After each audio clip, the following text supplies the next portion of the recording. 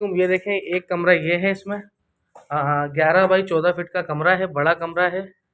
Colour वलर करवा के देंगे, फुल फिनिश करके देंगे ना इसको हम। ठीक है। सामने ये किचन बना हुआ है।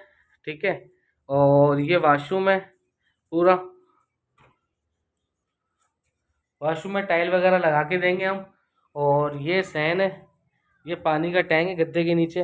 ये ऊपर का जीना है ना। और मकान माशाल्लाह से 50 गज पे है ये पूरा।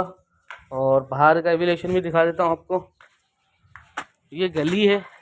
ठीक है, बिजली गैस वगैरह सब लगा हुआ है। अच्छा ये देखें, ये बिजली का मीटर भी है। ये पूरे मकान की वीडियो मैं आपको दिखा रहा हूँ। ये अच्छा, बाहर प्लस्तर वगैरह आपको करवा के देंगे। और इसके जो पिलर है इस पर टाइल लगेगी। इस पिलर पे भी टाइल लगेगी, बाकी ऊपर प्लस्तर वगैरह कलर वलर करवा के देंगे ना। अच्छा, पानी की बोर भी ये रहा, पानी की लाइन का भी ये रहा।